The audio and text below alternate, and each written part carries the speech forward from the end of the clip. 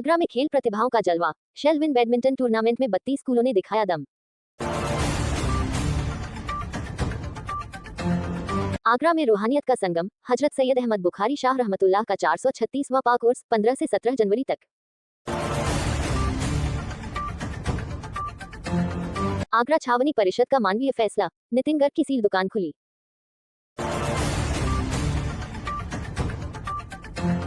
जी राम जी योजना पर सियासत तेज। एसपी सिंह बघेल का कांग्रेस पर तीखा पलटवार। आगरा के प्रिल्यूड पब्लिक स्कूल परिसर में आयोजित पंचम शेलविन अंतरविद्यालयी बैडमिंटन टूर्नामेंट का भव्य समापन हुआ। इस टूर्नामेंट में 32 विद्यालयों के 145 खिलाड़ियों ने भाग लेकर शानदार खेल भावना का परिचय दिया।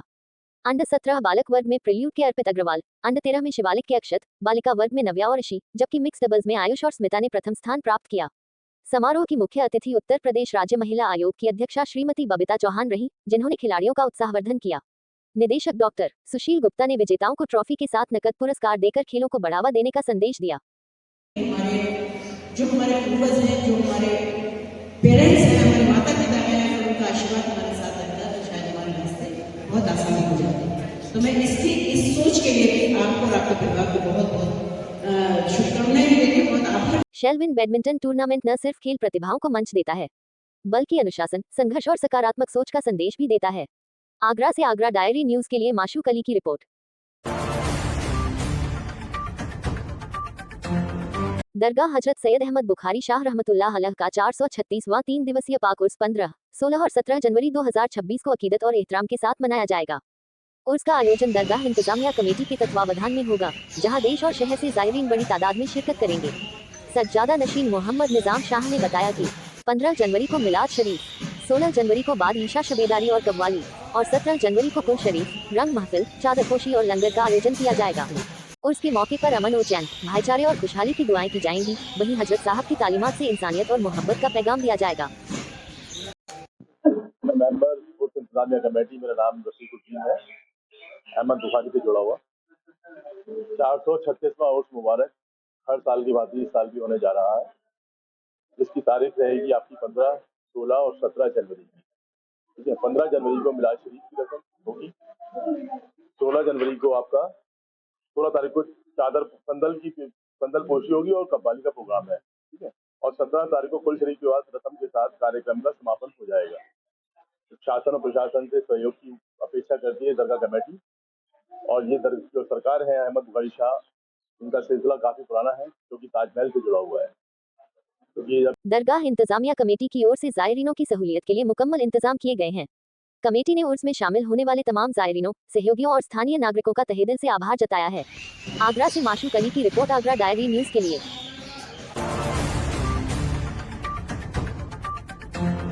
छावनी परिषद ने मानवीय संवेदना दिखाते हुए नौलखा क्षेत्र में सील की गई एक दुकान को खोलने का आदेश दिया है। हनुमान मंदिर के पास स्थित नितिन गर्ग की दुकान को 24 दिसंबर को अतिक्रमण अभियान के दौरान सील किया गया था, जिससे परिवार की आजीविका पूरी तरह प्रभावित हो गई थी। परिवार की दयनीय आर्थिक स्थिति को देखते हुए छावनी परिषद के अधिशासी अधिकारी दीपक मोहन ने अनुकंपा के आधार पर नॉर्मल चलान की प्रक्रिया अपनाने के निर्देश दिए। उनके आदेश पर टैक्स विभाग के कर्मचारी नरेंद्र ने दुकान की सील हटाई। दुकान खुलते ही नितिन गर्ग और उनके परिवार ने राहत की सांस ली और छावनी परिषद का आभार जताया। आगरा से ब्यूरो रिपोर्ट, नरेश कुमार। अपना परिचय बताइए। मैं नितिन गर्ग। हाँ, ये आज करीबन 19 दिन पहले आपकी सील लगी थी यहाँ पे छावनी बोर्ड के द्वारा। हाँ, आज वह खोल दी गई है, तो क्या कहेंगे? इसके लिए मैं अधिकारी महोदय का धन्यवाद करता हूँ, सीओ साहब का, और उनके जो अधिशासी के नीचे काम करने वाले जो भी सरकारी स्टाफ, उनका धन्यवाद करता हूँ, खासकर मनीष सर का और सील सर का। इनमें इसके लिए उन्होंने बहुत प्रयास किया। धन्यवाद।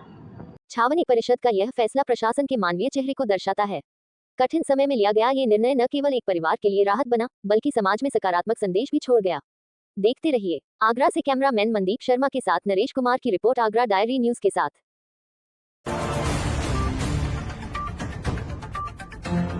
जी राम जी योजना को लेकर कांग्रेस के हमलों पर अब केंद्र सरकार की ओर से जवाब आया है। केंद्रीय राज्य मंत्री प्रोफेसर एसपी सिंह बघेल ने आगरा में प्रेस वार्ता के दौरान कांग्रेस को आड़े हाथों लिया।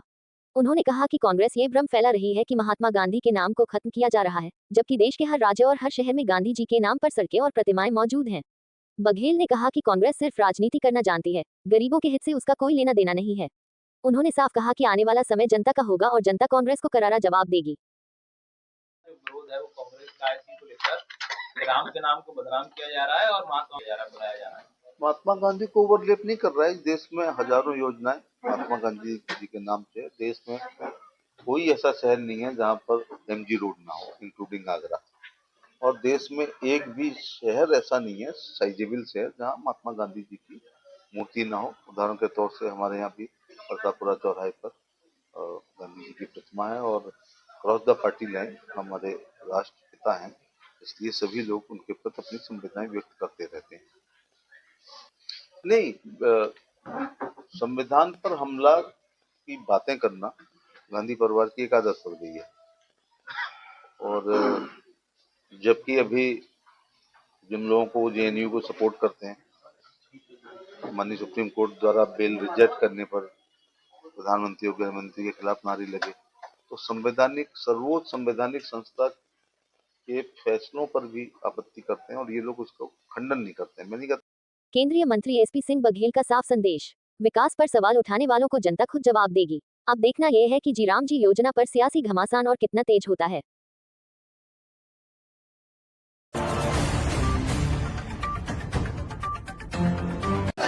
माननीय नेताजी अमर रहे, समाजवादी पार्टी जिंदाबाद जिंदाबाद। एक बार सब लोग हाथ ऊपर करेंगे, अखिलेश यादव जिंदाबाद जिंदाबाद। आगरा में समाजवादी पार्टी के संगठन को मजबूत करने की दिशा में एक अहम पहल देखने को मिली।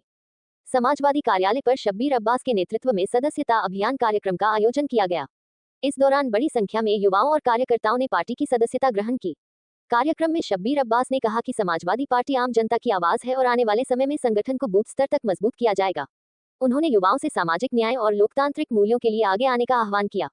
कार्यक्रम में पार्टी पदाधिकारी और कार्यकर्ता मौजूद रहे। यहाँ भी की है तो मैं समझता हूँ कि आगरा में भी हम लोगों को प्राप्त होगी, ऐसा मेरा विश्वास है, क्योंकि आप लोग पवित्र माने जाते हैं। आपने हमारे कार्यालय को भी खंडित किया और आगरा भी शायद पवित्र होगा और इस गंदगी को भारतीय जनता पार्टी को हम यहाँ से आपके सहयोग से। साथियों, सपना हमारा भी है और आपका भी है और एक ही ख्वाब है कि किसी तरीके से इस अत्याचारी सरकार को हम यहाँ से निकाल दें। लेकिन मन बना लिया है, मन के साथ साथ हमको कार्य करने पड़ेगा और अगर कार्य करने हैं हमको कार्य करने के लिए तो हमें तैयार करना पड़ेगा। और आज की तारीख में आप एक साल के लिए अगर ये कसम खा लें कि भाषण तो बहुत लोग अच्छा दे लेंगे, मैं भी अच्छा दे लूंगा, लेकिन अच्छा काम करना चालू कर दूं, अपनी नीयत ठीक कर लूं, अपने सही रास्ते पे चलना चालू कर दूं, तो आप समझिए कि हम इस पब्लिक का, हम इस जनता का पूरा विश्वास जीत पाएंगे अगर हम अच्छे काम करेंगे। ये हमको तैयार करना पड़ेगा और उसकी शुरुआत हमको अपने आप से करनी है। से बहुत कुछ लेने का काम किया है। जब हमारी सरकार थी तो हमने 14-14, 15-15 दर्जा प्राप्त मंत्री हमें राष्ट्रीय अध्यक्ष जी ने हमें दिए, लेकिन हमको भी उनको कुछ देने का काम करना था जो कि हम लोग नहीं दे पाए। तो इस बार इस मिथक को तोड़ने का काम हमको करना है। आगरा के अंदर अधिक से अधिक सीट जिताकर राष्ट्रीय अध्यक्ष जी के हाथ मजबूत करेंगे तो निश्चित तौर पर 2027 के अंदर समाजवादी पार्टी की सरकार बनेगी। सदस्यता अभियान के जरिए समाजवादी पार्टी ने आगरा में संगठन विस्तार का साफ संदेश दिया है। शब्बीर अब्बास के नेतृत्व में पार्टी जमीनी स्तर पर अपनी पकड़ मजबूत करने की तैयारी में नजर आ रही है। आगरा से कैमरामैन मनदीप शर्मा के साथ नरेश कुमार की रिपोर्ट, आगरा डायरी न्यूज के लिए। खबरों में अब तक के लिए बस इतना ही, फिर मिलते हैं एक ऐसी ही बड़ी खबर के साथ। तब तक के लिए नमस्कार और देखते रहिए आगरा डायरी न्यूज। अगर आपको चैनल पसंद आया हो तो लाइक करें व शेयर करें। ऐसे लेटेस्ट अपडेट पाने के लिए बेल आइकन प्रेस करना ना भूलें। अगर आप हमें फेसबुक या फिर इंस्टा के माध्यम से देख रहे हैं तो हमारे पेज को फॉलो जरूर करें। धन्यवाद।